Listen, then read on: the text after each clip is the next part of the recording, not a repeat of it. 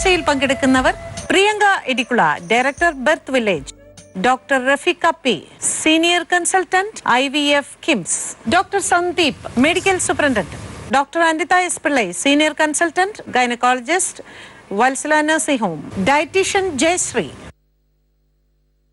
Doctor Ram Gopal M Pillai, deputy managing director Samad hospital, Nisha Hameed, Kerala government nurses association, professor Vatsa K Panicker, Kerala nursing council registrar, Jnanasidha, HOD, department of yoga. നമുക്ക് ചർച്ചയിലേക്ക് കിടക്കാം. മാം, ഒരുപാട് പറഞ്ഞ് പഴകിയ ഒരു വിഷയമായിരിക്കാം, ഒരുപാട് നമ്മളൊക്കെ കേട്ടിട്ടുണ്ടെങ്കിലും അന്ന് കേട്ട പെൺകുട്ടിയായിരിക്കില്ല ഇന്ന് അമ്മയാകാൻ പോകുന്നത്, അല്ലേ? അവ ദിവസവും അതൊരു പുതിയ വാർത്ത തന്നെയാണ്. എന്താണ് ഒരു ഗർഭകാലം എന്നൊന്ന് വിശദീകരിക്കാമോ? ഗർഭകാലം എന്നുദ്ദേശിക്കുന്നത് നമ്മൾ പ്രഗ്നൻസി തുടങ്ങുന്ന സ്റ്റേറ്റ് തൊട്ടാണ്. ശരിക്കും പ്രഗ്നൻ്റ് ആകുന്നതിന് 3 മാസം മുമ്പ് തന്നെ അമ്മയാകാനുള്ള തയ്യാറെടുപ്പ് തുടങ്ങണം. ഉദാഹരണത്തിന് ഫോളിക് ആസിഡ് എന്നുള്ള വിറ്റാമിൻ ഗുളിക കഴിച്ചു തുടങ്ങിക്കൊണ്ട് ഗർഭിണിയാകാൻ ഉദ്ദേശിക്കുന്ന ആഗ്രഹിക്കുന്ന ഏത് പെൺകുട്ടിക്കും ഗർഭകാല പരിചരണം സ്റ്റാർട്ട് ചെയ്യാം. വിറ്റാമിൻ ഗുളിക 3 മാസം മുമ്പ് കഴിച്ചാലേ നവജാത ശിശുവിന് അതിൻ്റെ പ്രയോജനം കിട്ടത്തുള്ളൂ. അപ്പോൾ അതിൽ നിന്ന് തുടങ്ങി പ്രഗ്നൻസി ഡിറ്റക്റ്റ് ചെയ്യുന്ന അന്ന് മുതൽ 40 ആഴ്ചയാണ് പൂർണ്ണ ഗർഭകാലം. അതുവരെയും ഗർഭകാലം എന്ന് ഉദ്ദേശിക്കുന്ന സമയം അത്രയാണ്. അതിൽ പക്ഷെ നമ്മൾ പറയില്ലേ, ഇപ്പൊ മാഡം പറഞ്ഞു നേരെ മുൻപേ വൈറ്റമിൻ ഗുളിക കഴിച്ച് തുടങ്ങണം എന്ന് പറഞ്ഞു. പക്ഷെ ഒരു കാലത്ത് അതൊന്നും ഇല്ലായിരുന്നല്ലോ, അല്ലേ? ഇത് ശരിക്കും ഈ ഗുളിക കഴിക്കേണ്ട ഒരു പോപ്പുലേഷൻ ഉണ്ട്, ടാർഗറ്റഡ് പോപ്പുലേഷൻ. ഇപ്പോൾ വീട്ടിൽ ഡയബറ്റീസ് ഉള്ളവർ, അല്ലെങ്കിൽ ഈ ഗർഭിണിയാകുന്ന പെൺകുട്ടിക്ക് പ്രമേഹമുണ്ട്, അല്ലെങ്കിൽ ആ വീട്ടിൽ സീഷർ ഡിസോർഡർ, എപ്പിലെപ്സി, വെട്ടലിൻ്റെ അസുഖമുള്ളവരുണ്ട്, അല്ലെങ്കിൽ വെട്ടലിൻ്റെ ഗുളിക കഴിക്കുന്ന ഒരു പെൺകുട്ടിയാണ്. അപ്പോൾ അങ്ങനെയൊക്കെയുള്ള, അല്ലെങ്കിൽ ഫാമിലിയിൽ ന്യൂറൽ ട്യൂബ് ഡിഫക്റ്റ് ഉള്ളവരുണ്ടായിട്ടുണ്ടെങ്കിലൊക്കെ നമ്മൾ നേരത്തെ ഫോളിക് ആസിഡിൻ്റെ വിറ്റാമിൻ ഗുളിക കഴിക്കുകയാണെങ്കിൽ അതിൻ്റെ പൂർണ്ണ പ്രയോജനം ഈ ഗർഭിണിയാകുന്ന പെൺകുട്ടിയുടെ ശിശുവിന് കിട്ടും. അപ്പോൾ അങ്ങനെയുള്ള ഒരു നമ്മൾ ടാർഗറ്റ് ചെയ്ത് ആൻറ്റിനേറ്റൽ കെയർ എന്ന് പറയുന്നത്, അത് ഗർഭകാല പരിചരണം കൊടുക്കുകയാണെങ്കിൽ കുഞ്ഞിന് അതിൻ്റെ പ്രയോജനം കിട്ടും. അപ്പോൾ പണ്ടത്തെ കാലത്ത് 8, 9 അല്ലെ 10 ഡെലിവറിയൊക്കെ ഒരു വീട്ടിൽ നടക്കുമ്പം 1, 2 കുഞ്ഞിന് എന്തെങ്കിലും പോരായ്മ ഉണ്ടെങ്കിലും സമൂഹം ഒരു പക്ഷേ അതിൽ ശ്രദ്ധ കേന്ദ്രീകരിച്ചിട്ടുണ്ടാവില്ല. ഇന്നിപ്പോൾ ന്യൂക്ലിയർ ഫാമിലി എന്തുകൊണ്ടാണെന്ന് അറിയണ്ടാവുന്നില്ല. ഇപ്പോൾ സ്ക്രീനിങ് കൂടുതലാണ്, എല്ലാം നമ്മൾ ഡിറ്റക്ട് ചെയ്ത് പോകുന്നുണ്ട്. അപ്പോൾ ഓരോ കുഞ്ഞിനും ഉണ്ടാകുന്ന ഡിഫക്റ്റ് അറിയുന്നുണ്ട് സമൂഹം. അപ്പോൾ അതെങ്ങനെ പരിഹരിക്കാമെന്ന് ശ്രദ്ധിക്കുന്നത് കൊണ്ടാണ് ആൻറ്റിനേറ്റൽ കെയർ അഥവാ ഗർഭകാല പരിചരണം ഇത്രയും പോപ്പുലറായിട്ട് എല്ലാം സ്ക്രീൻ ചെയ്ത് സസൂക്ഷ്മം നമ്മൾ ഓരോ പ്രഗ്നന്റ് ലേഡിക്കും അതിൻ്റെ കെയർ കൊടുക്കുന്നത്. മാഡം പറഞ്ഞു മെഡിസിൻസ്, അതായത് പ്രഗ്നൻസി പീരിയഡിൽ അല്ലെങ്കിൽ 3 മാസം മുൻപേ മെഡിസിൻ കൊടുത്തു തുടങ്ങണം എന്ന് പറഞ്ഞു. പക്ഷെ നിങ്ങളാണെങ്കിൽ നാച്ചുറോപ്പതിയുടെ ഒരു, അല്ലേ, നാച്ചുറൽ ബർത്ത് എന്ന് പറയാം, അല്ലേ? Natural birth, but it's based on midwifery model of care. Okay. Basically internationally train midwives ആണ് ഞാൻ വർക്ക് ചെയ്യുന്ന സെന്ററിൽ കെയർ കൊടുക്കുന്നത്. Different types of medicine follow ചെയ്യുന്ന ആൾക്കാരുണ്ട്. ഫോർ എക്സാമ്പിൾ ആയുർവേദം ഉണ്ടാവാം, പ്രകൃതി ഉണ്ട്, ഹോമിയോ ഉണ്ട്, അലോപ്പതി ഉണ്ട്. ഇത് 4 ഉണ്ട്. ആൻഡ് പ്രഗ്നൻസി പീരിയഡിൽ ഹോമിയോ ഫോളോ ചെയ്യുന്നവരുണ്ട്. ഉണ്ട്. സോ ഈ 4 സ്ട്രീം ഓഫ് മെഡിസിൻ ഞാൻ ഈക്വലി റെസ്പെക്ട് ചെയ്യുന്ന ഒരാളാണ്. ആൻഡ് ഐ തിങ്ക് ഇത് ഓരോ ആൾക്കാരുടെ ചോയ്സ് ആണ്, എന്ത് തിരഞ്ഞെടുക്കണം, അവരവരുടെ ഇഷ്ടം, അവരവരുടെ ബിലീഫ് ഇതിനകത്ത് വലിയൊരു ഫാക്ടറാണ്.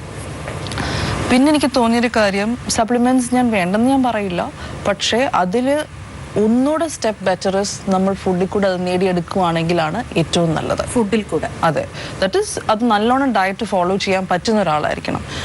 നമ്മൾ ആവശ്യത്തിനുള്ള വെജിറ്റബിൾസും ഫ്രൂട്ട്സും ഒക്കെ കഴിക്കാതിരിക്കുന്ന ആൾക്ക് ഡെഫിനറ്റ്ലി സപ്ലിമെന്റ്സിൻ്റെ ആവശ്യം വരും. ബട്ട് നന്നായി ഡയറ്റ് ഫോളോ ചെയ്യുന്ന ഒരാൾക്ക് നല്ലോണം എക്സസൈസ് ചെയ്യുന്ന, നല്ലോണം ഡയറ്റ് ഫോളോ ചെയ്യുന്ന ആൾക്ക് ഒരുപക്ഷെ ആവശ്യം കുറവായിരിക്കാം. അതിനാണ് നമ്മൾ റെഗുലറായിട്ട് ബ്ലഡ് ചെക്ക് ചെയ്യുന്നതും ഹീമോഗ്ലോബിൻ ലെവൽസ് അസസ് ചെയ്യുകയും കാര്യങ്ങളൊക്കെ ചെയ്യുന്നതിൻ്റെ കാരണം. ആൻഡ് അതിലൊരു പക്ഷേ ലോ ഹീമോഗ്ലോബിൻ ഉള്ളവർക്ക് തീർച്ചയായിട്ടും സപ്ലിമെന്റേഷൻ ആവശ്യം വരാം. ഈ ബർത്ത് വില്ലേജിൽ ആരാണ് സപ്ലിമെന്റ്സ് പ്രിസ്ക്രൈബ് ചെയ്യുന്നത്? സപ്ലിമെന്റ്സ് മിഡ്വൈഫ്സിന് പ്രിസ്ക്രൈബ് ചെയ്യാമല്ലോ. മിഡ്വൈഫിന് പ്രിസ്ക്രൈബ് ചെയ്യാൻ പറ്റും. See the first thing is midwives നമ്മൾ ആദ്യം മനസ്സിലാക്കേണ്ടത് വേൾഡ് ഓവർ, നമ്മളിപ്പോൾ ഇംഗ്ലണ്ട്, യൂറോപ്പ്, നോർവേ, സ്വീഡൻ എന്നീ രാജ്യങ്ങളെല്ലാം എടുത്താൽ മിഡ്വൈഫാണ് പ്രൈമറി കെയർ പ്രൊവൈഡർ. പക്ഷേ diabetes, blood pressure, pre existing issues ഉള്ളവർക്ക് മിഡ്വൈഫ് ഒരു കെയർ പ്രൊവൈഡർ അല്ല. അങ്ങനെയുള്ള അവിടെയാണ് ഡോക്ടറിൻ്റെ സ്പെഷ്യലൈസേഷൻ്റെ ഏറ്റവും വലിയ ആവശ്യമുള്ളത്. So midwife is only specialist for low risk healthy pregnancies. അത് മാത്രമേ ഒരു നോക്കാറുള്ളൂ. അങ്ങനത്തെ ഇപ്പോൾ ഞാനിപ്പോൾ എൻ്റെ സെൻട്രൽ സ്റ്റാറ്റിസ്റ്റിക്സ് എടുക്കുവാണെങ്കിൽ പോലും 2015 എനിക്ക് 3% ഉള്ളൂ ട്രാൻസ്ഫർ ഫോർ എ സിസേറിയൻ പോലും. 3% താഴെയാണ്, which means 98.7% is going under natural birth. അതാണ് നമ്മൾ നോക്കുന്നത് സ്റ്റാറ്റിസ്റ്റിക്സ് വൈസ് എവിടെയാണ് നിൽക്കുന്നത്. പക്ഷേ അതിനും ക്രൈറ്റീരിയസ് ഉണ്ട്. ഒന്ന് നമ്മുടെ ക്ലയൻറ്റ് സെലക്ഷൻ, രണ്ട് അവർ എത്രത്തോളം ഹെൽത്തി ആയിട്ട് കീപ്പ് ചെയ്യുന്നു, ഇതെല്ലാം ഇതിനകത്തൊരു ഫാക്ടറാണ്. ആൻഡ് ഒരുപക്ഷെ എല്ലാവരും അത് യോജിച്ചതുമല്ല. ക്ലയൻറ്റ് സെലക്ഷൻ എന്ന് പറയുന്നത് എങ്ങനെയാണ്? ഒന്ന് അവർ ഹെൽത്തി ആയിട്ട് കഴിക്കാൻ, എക്സസൈസ് ചെയ്യാൻ, അവയർനെസ്, എഡ്യൂക്കേഷൻ, കെയർ കംപ്ലീറ്റ് ആയിട്ട് എല്ലാം ഫോളോ ചെയ്യാൻ എല്ലാം തയ്യാറായ ആൾക്കാരായിരിക്കണം. And husband involvement is very important. നമ്മൾ ശരീരം അനങ്ങി പണിയെടുക്കുന്നത് കൊണ്ട് നമുക്ക് വളരെ ഈസി ഡെലിവറിയും അല്ലെങ്കിൽ പെയിൻലെസ് ഒക്കെ, പെയിൻലെസ് എന്ന് പറയാൻ പറ്റില്ല, കുറച്ചുകൂടി ഈ പറയുന്ന സിസേറിയൻ ലെവലിലേക്ക് പോവില്ല നമ്മൾ. അങ്ങനെ തന്നെയാണോ ഇപ്പോൾ സംഭവിക്കുന്നത്? കുട്ടികൾ അവർ ഈ പറയുന്ന ശാരീരിക അധ്വാനം കുറവ് ആയതുകൊണ്ടാണ്? എക്സസൈസ് എന്ന് പറയുന്ന പോലെ നമ്മൾ ഈ സിനിമയിലൊക്കെ കാണുന്ന പോലെ മിറ്റം അടിക്കുക അല്ലെങ്കിൽ കുറേ വാരി കൊടുത്തിട്ട് തൂക്കുന്ന അങ്ങനെയുള്ള എക്സസൈസ് അല്ല. ഒരു പിന്നെ അതൊരു അവരുടെ ഒരു ആക്ടിവിറ്റീസ്, ഇത് ഒരു മാനസിക ഉല്ലാസത്തിനും കൂടെ ആയിരിക്കും. ഒരു വൈകിട്ടൊന്ന് നടക്കുക, അങ്ങനെയുള്ള ചെറിയ ചെറിയ കാര്യങ്ങൾ ചെയ്യുന്നത് അമ്മയ്ക്കും കുഞ്ഞിനും നല്ലതായിട്ടാണ് തോന്നുന്നത്. പിന്നെ എക്സസൈസ് ചെയ്യുമ്പോഴത്തേനും അവരുടെ ഓക്സിജൻ കൺസംഷനും കൂടുതലായിരിക്കും. അപ്പം അതും കുഞ്ഞിന് നല്ല ഒരു കാര്യമായിട്ടാണ് പഠനങ്ങൾ തെളിയിക്കുന്നത്. എന്താണ് IVF treatment? IVF treatment actually it's ഒരു അഡ്വാൻസ് ട്രീറ്റ്മെൻറ്റ് ഓഫ് ഇൻഫെർട്ടിലിറ്റി. നമ്മളിപ്പോൾ ഇൻഫെർട്ടിലിറ്റി വന്ധ്യത എന്ന് ഉദ്ദേശിക്കുന്നത് ഇന്ന് വളരെ കൂടുതലായിട്ടാണ് കണ്ടുവരുന്നത്. ഇപ്പോൾ ഒരു 15-20% കപ്പിൾസ് വന്ധ്യത മൂലം ദുഃഖിക്കുന്നവരാണ്. അതായത് നമ്മളിപ്പോൾ 6-ൽ ഒരാളിനെ എടുത്തു കഴിഞ്ഞാൽ അതിൻ്റെ റീസൺസ് തന്നെ ഇപ്പോൾ ഈ ലൈഫ് സ്റ്റൈലിലുള്ള ചേഞ്ചസ് ആണ്. ഇപ്പോൾ ലേറ്റ് മാരേജസും പ്രഗ്നൻസി പ്രൊഫഷൻ ഓറിയൻറ്റഡ് ആയിട്ട് പോകുമ്പോൾ പ്രഗ്നൻസി പോസ്റ്റ്പോൺ ചെയ്യുന്നു. ഇതൊക്കെ തന്നെ അതുപോലെ ലൈഫ് സ്റ്റൈലിലുള്ള ചേഞ്ചസ് കാരണം ഒബിസിറ്റി, പോളിസിസ്റ്റിക് ഓവറി, എൻഡോമെട്രിയോസിസ് എല്ലാം വളരെ വളരെ കൂടിക്കൊണ്ട് വരികയാണ്. അപ്പോൾ അതുകൊണ്ട് തന്നെയാണ് ഇൻഫെർട്ടിലിറ്റി ഇഷ്യൂസും ഡേ ബൈ ഡേ ഇൻക്രീസ് ചെയ്യുന്നത്. അപ്പോൾ ഇൻഫെർട്ടിലിറ്റിയിൽ തന്നെ ഒരുപാട് ഇനിഷ്യൽ സ്റ്റെപ്പ് ഓഫ് ട്രീറ്റ്മെൻ്റ് ഉണ്ട്.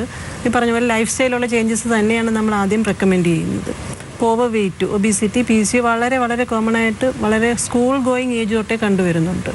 ജങ്ക് ഫുഡ്സും എക്സസൈസ് ഇല്ലാത്തതൊക്കെ തന്നെയാണ് അതിനുള്ള റീസൺ. ഇപ്പം എന്നെ അപ്രോച്ച് ചെയ്യുന്ന യങ് ഗേൾസ് മുതൽ വന്ന് തുടങ്ങുന്നുണ്ട്. Polycystic ovary, irregular periods, obesity. അപ്പോൾ അതിന് ബേസിക്കലി നമ്മൾ അഡ്വൈസ് ചെയ്യുന്ന റെക്കമെൻഡേഷൻസ് എന്ന് പറഞ്ഞാൽ ലൈഫ് സ്റ്റൈൽ മോഡിഫിക്കേഷനാണ്. ഡയറ്റ്, എക്സസൈസ്, വെയ്റ്റ് മെയിൻ്റനൻസ്, ഇതൊക്കെ തന്നെയാണ് നമ്മൾ കഴിക്കുന്ന ആഹാരം വളരെ കൂടുതലാണ്, ചെയ്യുന്ന എക്സസൈസൊക്കെ വളരെ കുറവാണ് കുട്ടികളാണെങ്കിൽ പോലും. അപ്പോൾ അതുപോലെ ഇൻഫെർട്ടിലിറ്റിയിലും അതുപോലെ തന്നെയാണ്. ബേസിക്കായിട്ട് നമ്മളിപ്പോൾ ഓവർ വെയിറ്റ് ആണ് അല്ലെങ്കിൽ ഹോർമോൺ ഇംബാലൻസ് ഉണ്ട്. അപ്പോൾ അതൊക്കെ നമ്മൾ ഡയറ്റും എക്സസൈസിലൂടെയും കൺട്രോൾ ചെയ്യാൻ ആദ്യം അഡ്വൈസ് ചെയ്യും. പിന്നെ simple ovulation inducing drugs initially start ചെയ്യും പോളിസിസ്റ്റിക് ഓവറി അതുപോലുള്ള കണ്ടീഷൻസിൽ, അത് ഫീമെയിൽ ഇൻഫെർട്ടിലിറ്റിയിൽ. എൻഡോമെട്രിയോസിസ്, ഫൈബ്രോയിഡ്സ് ഒക്കെ ആണെങ്കിൽ സർജിക്കലി തന്നെ നമുക്ക് ഡീൽ ചെയ്യേണ്ടി വരും. ലാപ്രോസ്കോപ്പിക് ട്രീറ്റ്മെൻ്റ് ആണ് എൻഡോമെട്രിയോസിനും ഫൈബ്രോയിഡ്സിനും ചെയ്യുന്നത്. പിന്നെ മെയിൽ ഇൻഫെർട്ടിലിറ്റിയിലും ഈ പറഞ്ഞ പോലെ തന്നെയുള്ള ലൈഫ് സ്റ്റൈൽ ചേഞ്ചസ് കാരണം ഒരുപാട് കൂടിക്കൊണ്ടുവരികയാണ്. സെമൻ കൗണ്ട്, സ്പേം കൗണ്ടും മോട്ടിലിറ്റി, മോർഫോളജി എല്ലാം തന്നെ അബ്നോർമാലിറ്റി കൂടുതലായി കണ്ടുവരികയാണ്. അപ്പോൾ അതിനുള്ള ബേസിക് റീസൺസ് എന്തെങ്കിലും ഉണ്ടെങ്കിൽ ഇവാലുവേറ്റ് ചെയ്യുക. പ്രത്യേകിച്ചും പ്രൊഫഷണൽ സ്ട്രെസ് ആൻഡ് സ്ട്രെയിൻ ഇതൊക്കെ തന്നെ ഇത് ഇൻഫെർട്ടിലിറ്റിക്ക് കാരണമാണ്. അപ്പോൾ അതെല്ലാം നമ്മൾ ആദ്യം കൗൺസിൽ ചെയ്ത് ഇൻവെസ്റ്റിഗേറ്റ് ചെയ്ത് കപ്പിൾ ഓറിയൻറ്റഡ് ആയിട്ടാണ് നോക്കുന്നത്, ഹസ്ബൻഡിനെയും വൈഫിനെയും ഒരുമിച്ച്. ബേസിക്കലി എന്തെങ്കിലും പ്രോബ്ലം ഉണ്ടെങ്കിൽ അത് ട്രീറ്റ് ചെയ്ത് ശരിയാവാതെ വരുമ്പോഴാണ് നമ്മൾ IVF അഥവാ ടെസ്റ്റ് ട്യൂബ് ചികിത്സയിലേക്ക് പോകുന്നത്. അപ്പോൾ അത് മെയിൽ ഇൻഫെർട്ടിലിറ്റിക്കും ഫീമെയിൽ ഇൻഫെർട്ടിലിറ്റിക്കും IVF വേണ്ടി വരാറുണ്ട്. പക്ഷെ അത് വേണ്ടി വരുന്നത് വളരെ കുറച്ചൊരു ശതമാനം ആൾക്കാർക്കാണ് ഈ പറഞ്ഞ ട്രീറ്റ്മെൻറ്റ് വേണ്ടി വരുന്നത്. നമ്മൾ പ്രോപ്പറായിട്ട് ഇവാലുവേറ്റ് ചെയ്ത് അണ്ടർലൈങ് പ്രോബ്ലം എന്താണെന്ന് ഡിറ്റക്ട് ചെയ്ത് അത് ഓരോന്നിനും ഓരോ method of treatment, step of treatment ഉണ്ട്. അപ്പോൾ സ്റ്റെപ്പ് ബൈ സ്റ്റെപ്പ് ആയിട്ടാണ് നമ്മൾ ചെയ്യുന്നത്. പൊതുവെ ഈ ഇൻഫെർട്ടിലിറ്റി അല്ലെങ്കിൽ കൗണ്ട് കുറയുന്നു എന്ന് കേൾക്കുമ്പോഴേ ഈ പെട്ടെന്ന് അപ്സെറ്റ് ആവുന്ന അല്ലെങ്കിൽ ഇന്ന ആളുടെ കുഴപ്പം കൊണ്ടാണെന്ന് പുരുഷന്മാരാണോ അതോ സ്ത്രീകളാണോ പെട്ടെന്ന് അപ്സെറ്റ് ആവുമല്ലോ? പെട്ടെന്ന് അപ്സെറ്റ് ആവുന്നത് അല്പം കൂടി പുരുഷന്മാരാണ് അപ്സെറ്റ് ആവാറുള്ളത്. അത് മാഡം ചോദിച്ചത് കൗണ്ടിൻ്റെ കാര്യമാണ്. കൗണ്ടിൻ്റെ കാര്യമാകുമ്പം മെയിൽസ് ആണ് കൂടുതൽ അപ്സെറ്റ് ആവുന്നത്. അതൊരു ഈഗോയുടെ പ്രശ്നവും കൂടെ ആയി മാറിയല്ലേ? ഒരു മാൻഹുഡിനെ ചോദ്യം ചെയ്യുന്ന പോലെ അവർക്ക് ചില ആളുകൾക്ക് തോന്നാനും ഒരു ബുദ്ധിമുട്ടുണ്ടാക്കാനുള്ള ഒരു ചാൻസ് കൂടെ ഉണ്ട്. ഭാര്യയ്ക്ക് ഇടയ്ക്ക് ഒരു കുത്തും കൊടുക്കാമല്ലോ, കൂടുതൽ വൈഫ് മാത്രം വന്ന് വർഷങ്ങളായി കല്യാണം കഴിഞ്ഞിട്ട് പ്രഗ്നൻസി അച്ചീവ് ചെയ്യുന്നില്ല, ട്രീറ്റ്മെൻറ്റ് എനിക്ക് തുടങ്ങണം എന്ന് പറഞ്ഞാണ് വരുന്നത്. ഇപ്പം നമ്മൾ കൂടുതലും രണ്ടുപേരും കൂടെ കപ്പിൾ രണ്ടുപേരും കൂടെ ഉണ്ടെങ്കിൽ മാത്രമേ ഇവാലുവേഷൻ വരെ നമ്മൾ തുടങ്ങത്തുള്ളൂ. എന്ന് പറഞ്ഞാൽ രണ്ടുപേരുടെയും ഭാഗം ഇമ്പോർട്ടൻ്റ് ആണ് പ്രഗ്നൻസി അച്ചീവ് ചെയ്യാനായിട്ട്. പിന്നെ ഹസ്ബൻഡ്സിൻ്റെ അടുത്ത് കൂടുതൽ സംസാരിക്കുമ്പോഴാണ് അവരും ഈക്വലി ആങ്ഷ്യസ് ആണ്. പണ്ട് അവരത്ര ഇൻവോൾവ് അല്ലാത്തതുകൊണ്ടാണ് നമ്മൾ അതിനെക്കുറിച്ച് അറിയാതിരിക്കുന്നത്. ഇപ്പോൾ ഹസ്ബൻഡ്സ് ഈക്വലി ആങ്ഷ്യസ് ആണ്. പണ്ട് ആണുങ്ങൾ വിചാരിക്കും എനിക്ക് ഒരു കുഴപ്പമില്ല എന്ന് പറയുന്നു. എല്ലാ കുഴപ്പം പെണ്ണിനാ. അവർ ഹോസ്പിറ്റലിലോട്ട് വരുന്നത് തന്നെ ചുരുക്കമായിരുന്നു. ഇപ്പോൾ അവരും കൂടെ വന്നേ പറ്റുമെന്നും വന്ന് ടെസ്റ്റുകളൊക്കെ ചെയ്യുമ്പോൾ അവർക്ക് ആങ്ഷ്യസ്നെസ് കൂടുന്നു, റിസൾട്ട് വേണമെന്നുള്ള താല്പര്യം കൂടുന്നു, അവരും കൂടുതൽ ഇൻവോൾവ് ആകുന്നു. അങ്ങനത്തെ കാര്യങ്ങൾ ഇപ്പോൾ മാറി വരുന്നുണ്ട്. സർ, ഈ ഗവൺമെന്റ് തലത്തിൽ ഇതിന് എന്താണ് ഇവർക്ക് എന്ത് തരത്തിലുള്ള സഹായമാണ് ചെയ്യുന്നത്? അവരുടെ പോളിസീസ് എന്തൊക്കെ? ഗവൺമെൻറ് തലത്തിൽ ഈ പ്രസവ സംബന്ധമായ എല്ലാ ചിലവുകളും സൗജന്യമാണ് നൽകുന്നത്. എല്ലാ സൗകര്യങ്ങളും സൗജന്യമാണ് രോഗിക്ക് കൊടുക്കുന്നത്. സപ്ലിമെന്റ് വരുന്നില്ല. സപ്ലിമെന്റ് നമ്മൾ ഹോസ്പിറ്റലിൽ നിന്ന് കൊടുക്കുന്നില്ല. പക്ഷേ ഈ പ്രസവം തുടങ്ങിയത് തൊട്ട് ഡെലിവറി വരെയുള്ള മുഴുവൻ സർവീസും ഫ്രീ ആകുന്നുണ്ട്. നമുക്ക് ഗവൺമെൻറ് ഓഫ് ഇന്ത്യയുടെ സഹായത്തോടുകൂടി JSSK എന്നൊരു പ്രോഗ്രാം റൺ ചെയ്യുന്നുണ്ട്. ഈ JSSKയുടെ ഭാഗമായിട്ട് വരുന്ന എല്ലാ അവിടെ ഹോസ്പിറ്റലിൽ അഡ്മിറ്റ് ചെയ്യുന്ന എല്ലാ പേഷ്യൻസിനും മരുന്ന്, പിന്നെ ഇൻവെസ്റ്റിഗേഷൻ വരുന്ന ചിലവ് മുഴുവനും, ഇതുകൂടാതെ ഫുഡ്, പിന്നീട് ട്രാൻസ്പോർട്ടിനുള്ള ചാർജ് ഇത്രയും നൽകുന്നുണ്ട്. പ്രഗ്നൻസി ടൈമിലുള്ള ഫുഡ് കൊടുക്കുന്നില്ല. ഹോസ്പിറ്റലിൽ അഡ്മിറ്റ് ചെയ്തതിന് ശേഷമുള്ള ഫുഡാണ് കൊടുക്കുന്നത്. 2 ദിവസമാകണമെന്നില്ല. സിസേറിയൻ ആണെങ്കിൽ 10 ദിവസം വരെ അഡ്മിഷന് മുമ്പ് കൊടുക്കുന്നുണ്ട്. 7 ദിവസത്തേക്കാണ് ഗവൺമെൻറ് ഓഫ് ഇന്ത്യയുടെ ഇത് തരുന്നത്. 3 ദിവസത്തേക്ക് സാധാരണ ഡെലിവറിക്ക് 3 ദിവസവും.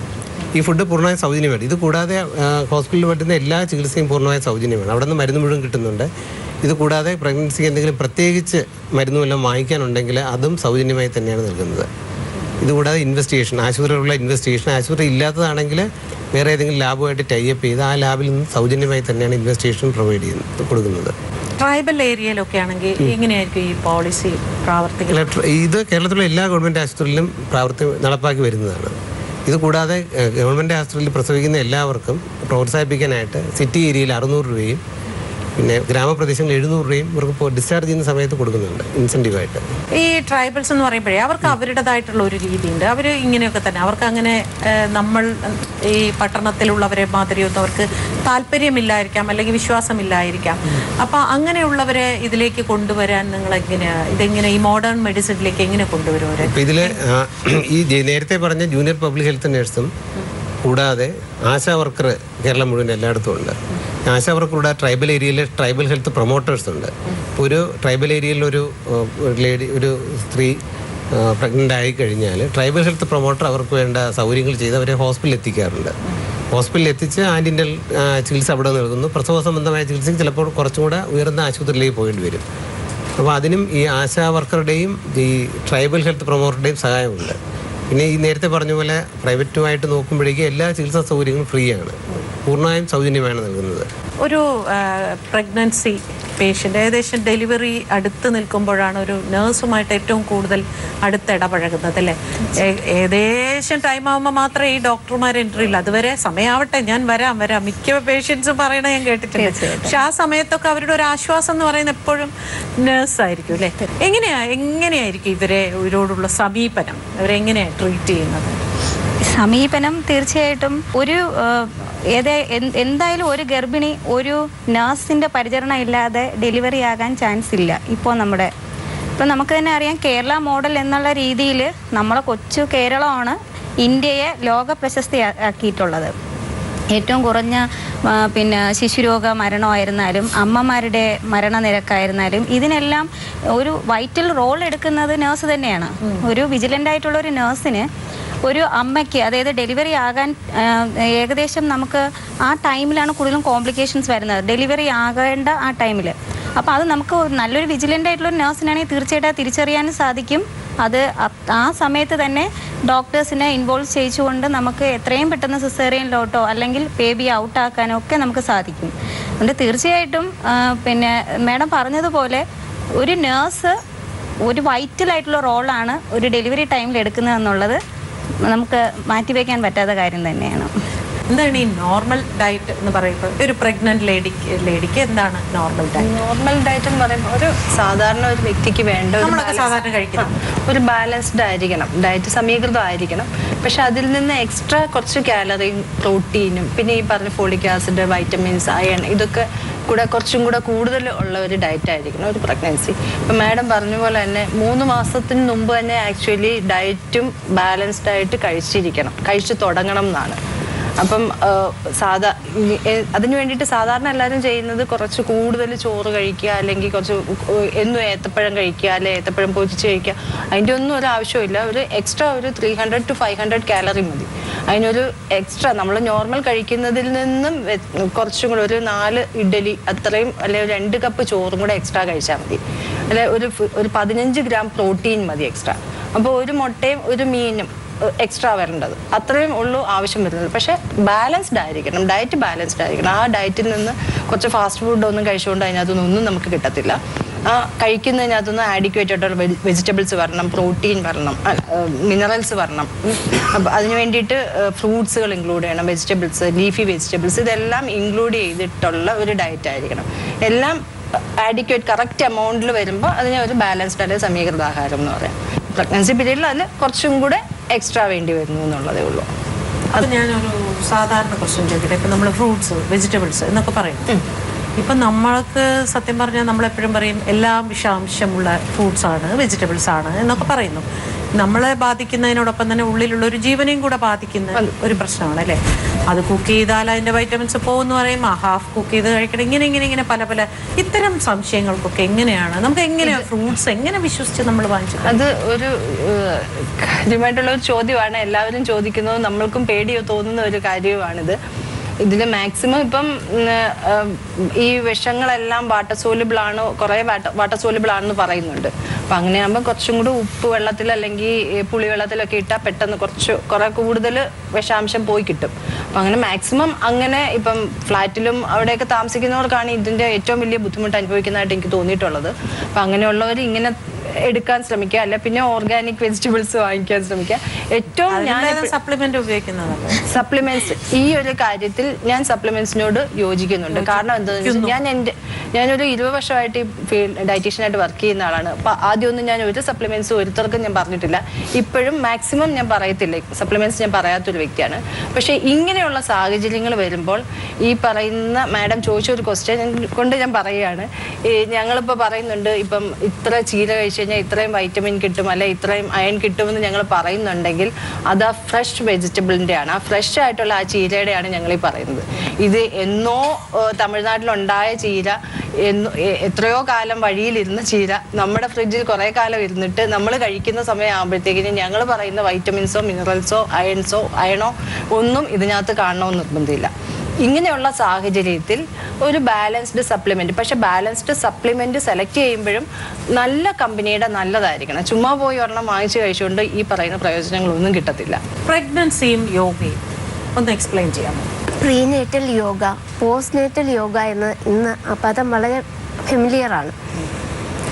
ഗർഭകാല യോഗ എന്നത് ഒരു അല്പസമയത്തേക്ക് ചെയ്യുന്ന ശാരീരിക വ്യായാമം മാത്രമല്ല, അതൊരു ജീവിതചര്യയാണ്. പ്രാർത്ഥന, മെഡിറ്റേഷൻ, സച്ചിത്തവൃത്തി, അതായത് നല്ല ചിന്തയും പ്രവൃത്തിയും, പിന്നെ ചെറിയ യോഗ, നല്ല ഡയറ്റ്, ഡോക്ടർ നിർദ്ദേശിക്കുന്ന നല്ല ഡയറ്റ്, അതിനോടൊപ്പം 3 വിഭാഗങ്ങളായി ഗർഭകാലത്തെ തിരിച്ചുകൊണ്ടുള്ള ഗർഭകാല യോഗ. അതിൽ ജോയിൻ്റ് എക്സസൈസ് ഉണ്ട്, ബ്രീത്തിങ് എക്സസൈസ് ഉണ്ട്, ചില പ്രത്യേക ആസനാസ് ഉണ്ട്. ഇങ്ങനെ പ്രത്യേകമായിട്ടുള്ളതാണ്. പക്ഷേ ഒരു പ്രധാനപ്പെട്ട കാര്യം, ഗർഭകാല യോഗ ആ പീരീഡ് എന്ന് പറയുന്നത് ഒരു സാഹസികതയ്ക്കുള്ള സമയമല്ല. ഇന്ന് വളരെയധികം ഗർഭകാല യോഗയെക്കുറിച്ച് വരുന്ന നമുക്ക് കിട്ടുന്ന ഇൻഫർമേഷൻസ് എന്തെന്ന് പറഞ്ഞാൽ അത് വളരെ സാഹസികമായി ചെയ്യുക. അതാ ഇപ്പോൾ നമ്മുടെ പ്രൊമോയിൽ തന്നെ കാണിക്കുന്ന ഒരു പോസ്റ്ററുണ്ട്.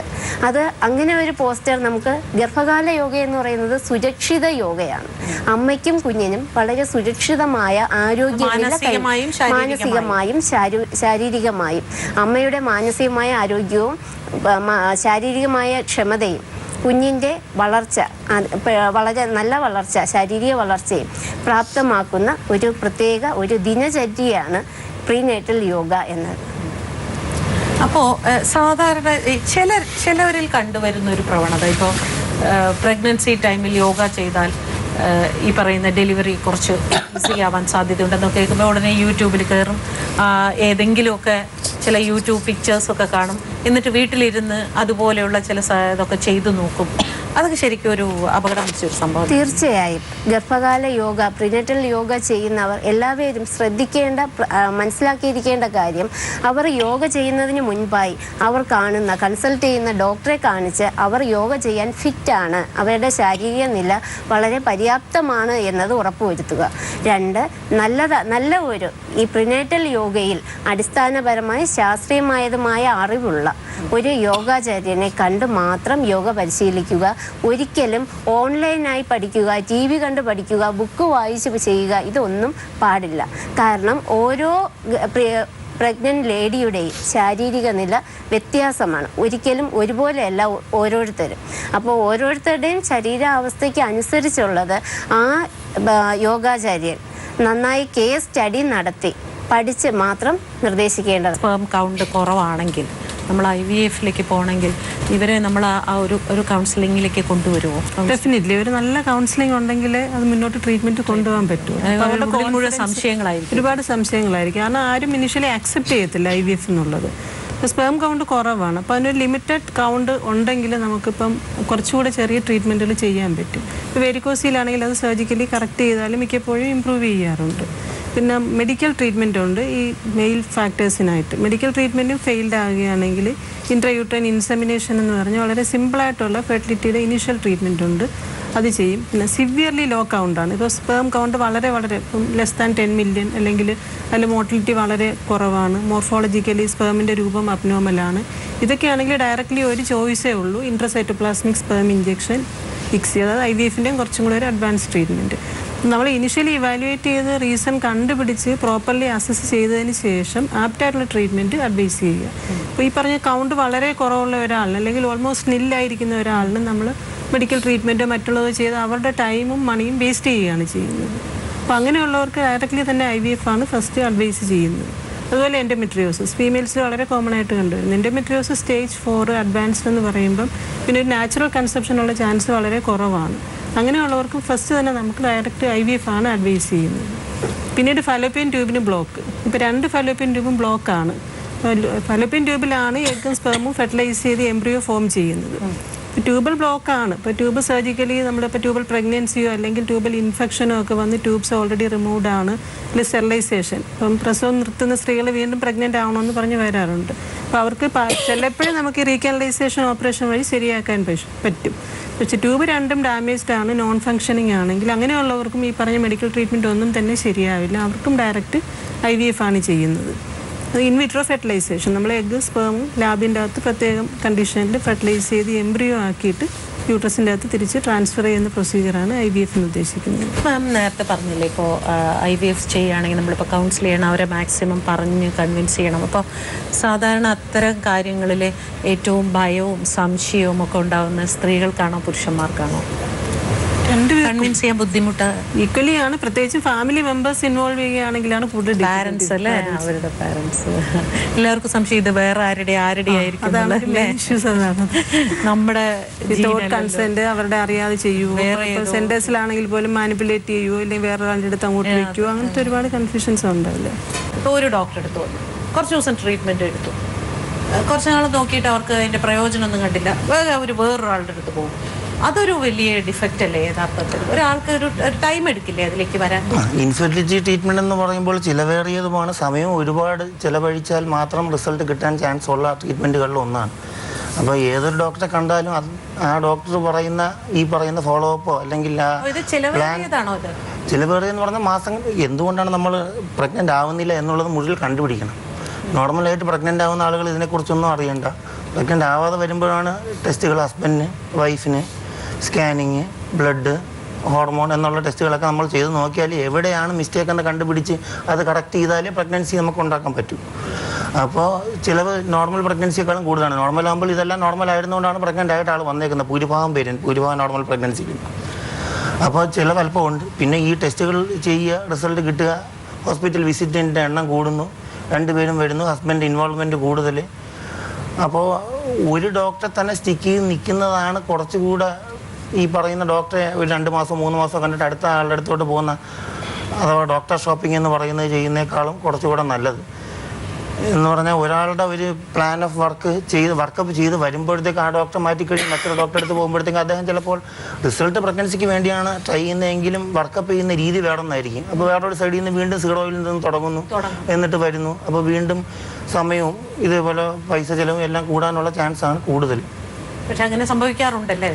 സംഭവിക്കാറുണ്ട്. എല്ലാവർക്കും ഇപ്പോൾ ആളുകൾക്ക് വിശ്വാസമില്ലായ്മ, ധൃതിയിൽ ഉടൻ തന്നെ റിസൾട്ട് വേണമെന്നുള്ള ഒരു ഫാസ്റ്റ് ഫുഡ് പോലെ എല്ലാം പെട്ടെന്ന് വേണം, വന്ന് 2 സൈക്കിളിനും പ്രഗ്നൻസി ആവുന്നില്ലേ എന്ന് ചോദിക്കുന്ന ഒരു വരെ ഉണ്ട്. ഡോക്ടർ, സാധാരണ നമ്മളെപ്പോഴും ചിലർ പറയും എനിക്ക് ഇന്ന നക്ഷത്രത്തിൽ പ്രസവിക്കണം, അപ്പോൾ പിന്നെ എനിക്ക് സിസേറിയൻ ചെയ്താൽ മതി, അങ്ങനെയൊക്കെ നടക്കുമോ?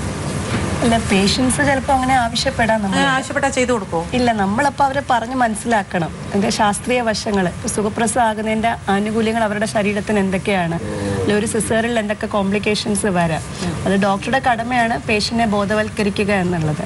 അപ്പോൾ നോർമലി ഒരു സുഖപ്രസവം നടക്കണമെങ്കിൽ 3 കാര്യങ്ങൾ ഏകീകരിച്ച് പോകണം. യൂട്രസിൻ്റെ പവർ, പിന്നെ ബേബിയെ നമ്മളൊരു പാസഞ്ചറായിട്ട് സങ്കല്പിക്കുക. ബേബി കടന്നു പോകുന്ന പാസേജാണ് അമ്മയുടെ പെൽവിസ് അഥവാ ഇടുപ്പ്. അപ്പോൾ പവർ ഓഫ് ദ യൂട്രസും പാസേജും ഏകീകരിച്ചു പോയ സുഖപ്രസവം നടക്കും. ഇതൊരു പക്ഷേ അറിയാതായിരിക്കാം പേഷ്യൻ്റ് നമ്മളോടൊന്ന് സിസേറിയൻ ആവശ്യപ്പെടുന്നു. അപ്പോൾ അവരോടൊരു ബോധവൽക്കരണം നമ്മൾ നടത്തുക. നക്ഷത്രമൊക്കെ മനുഷ്യൻ ഉണ്ടാക്കുന്നതാണ്, ദൈവമല്ല ഉണ്ടാക്കുന്നത്. അപ്പോൾ നക്ഷത്രത്തിനൊന്നും പ്രാധാന്യമില്ല. നമുക്ക് ഒരു കുഞ്ഞ് ജനിക്കാൻ ഒരു സമയം ദൈവം വിധിച്ചിട്ടുണ്ട്, ആ സമയത്ത് നടക്കും എന്നുള്ളൊരു ഉപദേശം ഡോക്ടറുടെ ഭാഗത്തുനിന്ന് കൊടുക്കുക. പിന്നെ caesarean section on social demand എന്ന് പറഞ്ഞാൽ UK അംഗീകരിച്ചിട്ടുള്ള ഗൈഡ് ലൈൻസ് ഒക്കെ അംഗീകരിച്ചിട്ടുള്ളൊരിതാണ്. പക്ഷെ നമ്മൾ പേഷ്യൻറ്റിനെ എത്രമാത്രം പറഞ്ഞ് മനസ്സിലാക്കുന്നു എന്നനുസരിച്ചിരിക്കും അവരുടെ ഐഡിയ മാറുന്നു എന്നുള്ളത്.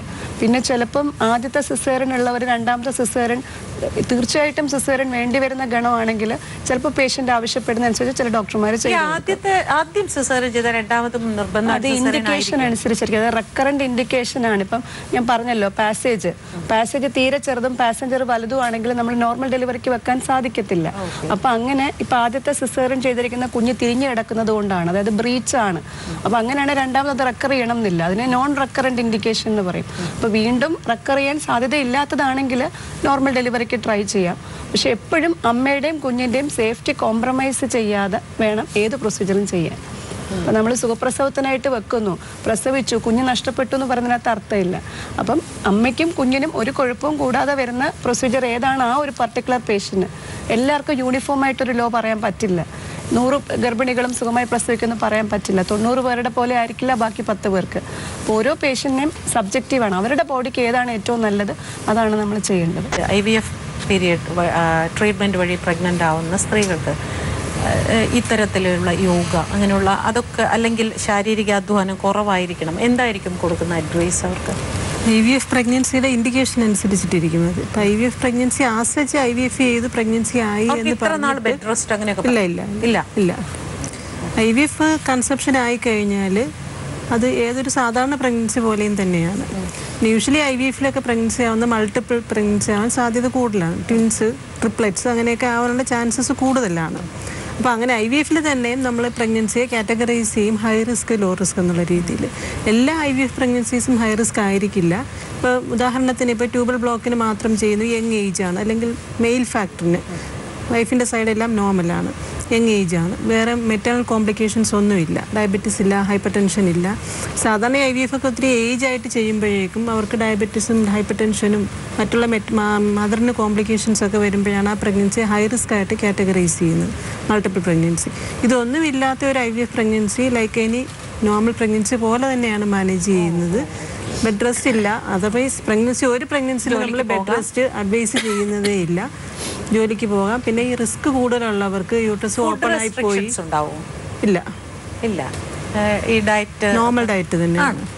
നോർമൽ ഡയറ്റ്, മെഡിക്കേഷൻസ് എല്ലാം ഈ പറഞ്ഞ പോലെ സപ്ലിമെൻറ്റ്സ് മാത്രമാണ് യൂസ് ചെയ്യുന്നത്. ഇനീഷ്യൽ ഒരു 3 months പ്രൊജസ്ട്രോൺസ് ഒക്കെ കൊടുക്കാറുണ്ടെങ്കിലും പിന്നീട് അങ്ങോട്ട് നോർമൽ പ്രഗ്നൻസി പോലെ തന്നെയാണ് മാനേജ് ചെയ്യുന്നത്. പിന്നെ ചില ആൾക്കാർക്ക് ഇപ്പോൾ യൂട്രസ് നമ്മൾ ഓപ്പണായി പോകാതിരിക്കാൻ വേണ്ടിയിട്ട് സെർവൈക്കൽ എൻസൈക്ലേജ്, യൂട്രസ് ഓപ്പണായി ബൾജ് ചെയ്ത മെംബ്രെയിൻ വന്നു, അങ്ങനെയുള്ളവർക്കൊക്കെയാണ് ഈ എൻസൈക്ലേജ് സ്റ്റിച്ച് ഇട്ടിട്ട് കുറച്ചൊരു റെസ്ട്രിക്റ്റഡ് ആക്ടിവിറ്റി പറയും. അവർക്ക് അങ്ങനെയുള്ളവർക്ക് ചിലപ്പോൾ ജോലിക്ക് പോകാനോ റുട്ടീൻ വർക്ക് ചെയ്യാനോ പറ്റാൻ സാധിക്കില്ല. ഈ IVF നമ്മൾ കൂടുതൽ കേട്ടിട്ടുണ്ട് 1+ ബേബി ഉണ്ടാവാൻ സാധ്യതയുണ്ട്. അത് കുറച്ച് കൂടുതലാണ്. 10% ചാൻസസ് കൂടുതലാണ് IVF-ൽ. നമ്മൾ യൂഷ്വലി റിസൾട്ട് കൂടുതൽ കിട്ടാൻ വേണ്ടിയിട്ട് ഇപ്പോൾ IVF ഒരിക്കലും 100% ഒന്നും സക്സസ്ഫുൾ അല്ല. ഇപ്പോൾ ഇതിൽ എല്ലാ ആസ്പെക്റ്റും നന്നായി വന്നു കഴിഞ്ഞാൽ നമ്മൾ എംബ്രിയോ ആണ് യൂട്രസിൻ്റെ അകത്തേക്ക് ട്രാൻസ്ഫർ ചെയ്യുന്നത്. ഈ ട്രാൻസ്ഫർ ചെയ്യുന്ന എംബ്രിയോ അഥവാ ഈ ഭ്രൂണം അതിൽ ഇംപ്ലാന്റ് ചെയ്യുന്ന സ്റ്റേജിലാണ് ഏറ്റവും കൂടുതൽ ഫെയിലിയർ കണ്ടുവരുന്നത്. അപ്പോൾ ഈ നമ്മൾ ഇടുന്ന എംബ്രിയോസിൽ ഒരു 70 തൊട്ട് 80% എംബ്രിയോയും ഇംപ്ലാന്റ് ചെയ്യാതെ പോകും. ബോഡി അത് റിജക്റ്റ് ചെയ്യും. അപ്പോൾ അത് പ്രിവെൻറ്റ് ചെയ്യാൻ വേണ്ടി കൂടുതൽ റിസൾട്ട് കിട്ടാൻ വേണ്ടിയിട്ട് പലരും നമ്മൾ ഒന്നിൽ കൂടുതൽ എംബ്രിയോ യൂട്രസിൻ്റെ അകത്തേക്ക് ട്രാൻസ്ഫർ ചെയ്യും. മൾട്ടിപ്പിൾ എംബ്രിയോ ട്രാൻസ്ഫർ 2, 3 ഒക്കെ ഇടാറുണ്ട്. അപ്പോൾ ചിലർക്ക് ഈ 2, 3 ഇടുന്നത് അതെല്ലാം തന്നെ ഇംപ്ലാന്റ് ചെയ്യും. അങ്ങനെ വരുമ്പോൾ മൾട്ടിപ്പിൾ പ്രഗ്നൻസിക്ക് ചാൻസസ് കൂടുതലാണ്.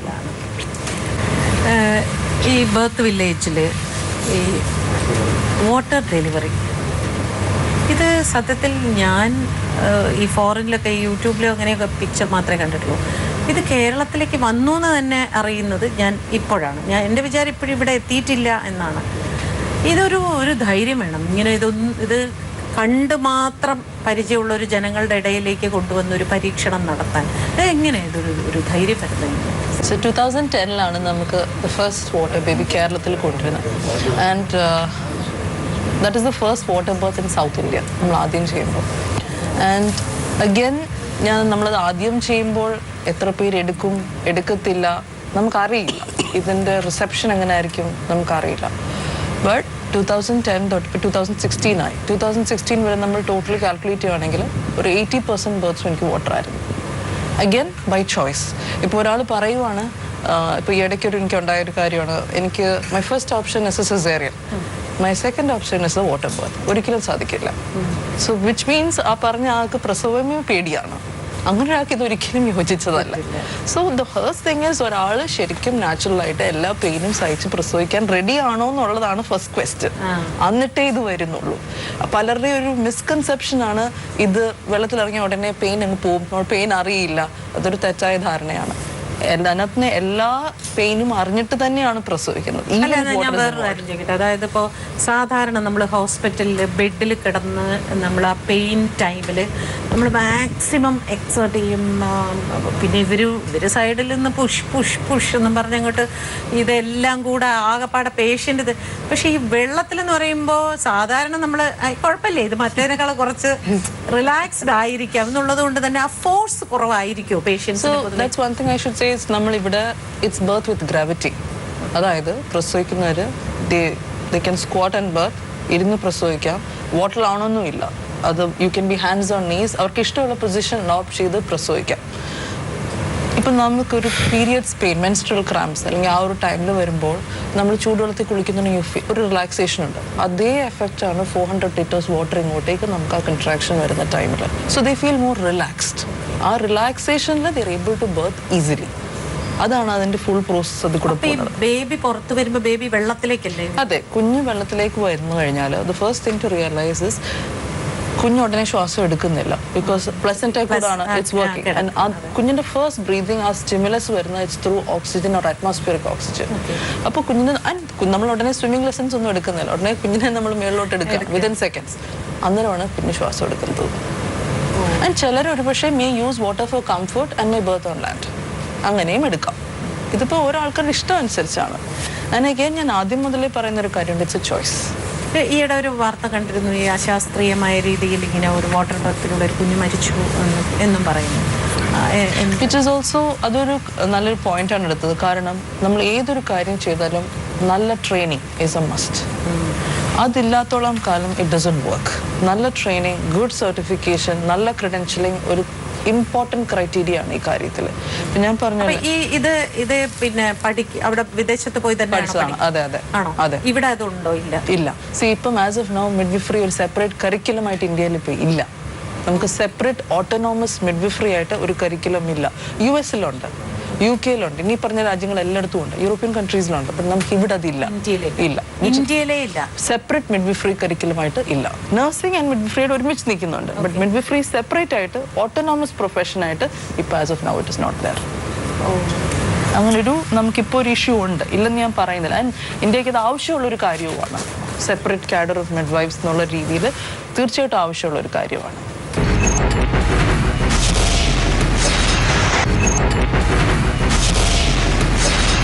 മിഡ്വൈഫറി പ്രാക്ടീഷണറിൻ്റെ കാര്യം മാഡം പറഞ്ഞു. മിഡ്വൈഫറി ഇല്ല എന്നുള്ളത് നേഴ്സും ശരിയാണ്. നമുക്ക് നേഴ്സും മിഡ്വൈഫും കൂടെ ചേർന്ന കോഴ്സസാണ് ഇന്ത്യയിലുള്ളത്. പക്ഷേ ഒരു രജിസ്റ്റേർഡ് നേഴ്സ് അത് കഴിഞ്ഞിട്ട് ഒരു 1 ഇയർ കോഴ്സ് ഇന്ത്യൻ നഴ്സിംഗ് കൗൺസിലിൻ്റെ സിലബസ് വെച്ച് നമ്മൾ നടത്തുന്നുണ്ട്. അത് ഒരു മിഡ്വൈഫറി നേഴ്സ് പ്രാക്ടീഷണറിൻ്റെ കോഴ്സാണ്. അത് ട്രിവാൻഡ്രത്തും നമ്മുടെ കേരളത്തിലും ഒരു ഗവൺമെൻറ് കോളേജ് ഓഫ് നഴ്സിംഗ് ട്രിവാൻഡ്രത്ത് ഈ കോഴ്സ് നടത്തുന്നുണ്ട്. അങ്ങനെ ഒരു കോഴ്സ് നമുക്കുണ്ട്. മിഡ്വൈഫറി നേഴ്സ് പ്രാക്ടീഷണർ 1 ഇയർ അവർ പഠിക്കുന്നുണ്ട്. ബേസിക്കലി അത് ഓട്ടോണോമസ് ആവുന്നില്ല. ഇപ്പോൾ UK പോയി കഴിഞ്ഞാൽ ഒരു ഓട്ടോണോമസ് പ്രൊഫഷണലാണ്. ആ ഓട്ടോണോമസ് പ്രൊഫഷണൽ നമുക്ക് ഇതുവരെ ആയിട്ട് അതിന് നമുക്ക് അത് വെസ്റ്റ് ബംഗാളിൽ അത് അവർ ഇൻട്രൊഡ്യൂസ് ചെയ്തിട്ടുണ്ട്. ഈ കോഴ്സ് കഴിയുന്നവരെ അവർ പ്രാക്ടീഷണറായിട്ട് ഓട്ടോണമസ് ആയിട്ട് വർക്ക് ചെയ്യാനായിട്ട് വെസ്റ്റ് ബംഗാൾ ഗവൺമെന്റ് അതൊരു ഓർഡർ. ഓക്കെ, എത്രയോ പ്രസവം എടുത്തിട്ടുണ്ട് എന്നൊക്കെ ചില അമ്മൂമ്മമാരൊക്കെ പറയുന്നത്. അവരൊന്നും പഠിച്ചതുമല്ല. അത്രേ ഉള്ളൂ ഡെലിവറി? അങ്ങനെ നമുക്ക് പറയാൻ പറ്റില്ല. അത്രേ ഉള്ളൂ എന്ന് പറഞ്ഞു. അന്ന് ഉള്ള ശിശുമരണ അന്നത്തെ ശിശുമരണ നിരക്കിനൊന്നും നമ്മൾ റെക്കോർഡ് ചെയ്ത് വെച്ചിട്ടില്ല. പിന്നെ അന്ന് പിന്നെ കുഞ്ഞുങ്ങളുടെ എണ്ണത്തിനും ഇപ്പം ഒന്നും ഒരു കണക്കില്ല. ഇപ്പം നമ്മൾ എല്ലാവരും ഇപ്പം സത്യം പറഞ്ഞാൽ ഇപ്പം സാർ പറഞ്ഞ പോലെ ഇതെല്ലാം കൊടുക്കുന്ന അല്ല മാഡം, ഞാൻ ഈ പഴയ തറവാടുകളിൽ കണ്ടിട്ടുണ്ട് പ്രസവ മുറി എന്ന് പറഞ്ഞിട്ട് ഒരു മുറി ഉണ്ടാവും. അവിടെ ഇങ്ങനെ ഒരു കയറിങ്ങനെ തൂക്കിയിട്ടിട്ട് ഞാൻ കണ്ടിട്ടുണ്ട്. അപ്പൊ ഞാൻ ചോദിച്ചിട്ടുണ്ട്, അപ്പൊ അതിൽ പിടിച്ചാണ് ഇവര്, കാരണം ഇവർക്ക് ഫോഴ്സ് കിട്ടാൻ വേണ്ടി ഇവർക്ക് പുഷ് ചെയ്യാനായിട്ട് ഇങ്ങനെ നിൽക്കുക. അപ്പൊ ഞാൻ ചോദിക്കും നിന്നുകൊണ്ടാണോ പ്രസവിക്കുന്നത്? അപ്പൊ അതേന്ന് അങ്ങനെ പറഞ്ഞിട്ടുണ്ട് എൻ്റെ അടുത്ത്. നിന്നുകൊണ്ട് പുഷ് ചെയ്യും അവര്. അപ്പൊ കുഞ്ഞിനെ വാങ്ങാനായിട്ട് ആള് താഴെ റെഡി ആയിരിക്കും, പക്ഷെ എന്നാൽ മാത്രമേ അവർക്ക് ഫോഴ്സ് കിട്ടുള്ളൂ. അങ്ങനെയൊക്കെ പ്രസവം നടന്നിട്ടുണ്ട്. ഉണ്ട്. അന്ന് അതാ ഞാൻ പറഞ്ഞ മാഡം, അന്നത്തെ ശിശുമരണ നിരക്കോ അമ്മമാരുടെ മരണ നിരക്കോ ഒന്നും നമ്മൾ റെക്കോർഡ് ചെയ്ത് വെച്ചിട്ടില്ല. പക്ഷെ ഇപ്പൊ അതൊന്നും നമുക്ക് അങ്ങനെ ഒരു കാര്യത്തെ കുറിച്ച് പരീക്ഷിക്കാനും പറ്റില്ല. അത്ര എളുപ്പമാണോ ഇത്? ഇതിനിപ്പോ ഇത്രയും പഠിക്കേണ്ട കാര്യമുണ്ടോ എന്നൊക്കെ ഉള്ളത് മാത്രമേ ഉള്ളൂ കേട്ടോ. തീർച്ചയായിട്ടും ശാസ്ത്രീയമായി ചെയ്യുമ്പോൾ നമ്മൾ എല്ലാം പഠിച്ചിരിക്കുക തന്നെ. പിന്നെ അത് ഹോസ്പിറ്റൽ ഡെലിവറി പ്രൊമോട്ട് ചെയ്യാനും അത് എൻകറേജ് ചെയ്യാനും ഒരുപാട് ഇത് കൂടുതൽ നമ്മൾ ഇങ്ങനെയൊക്കെയാണ് നോക്കേണ്ടത്. ഇപ്പൊ ഇപ്പൊ ഡയറ്റീഷ്യൻ ഇല്ല അല്ലേ?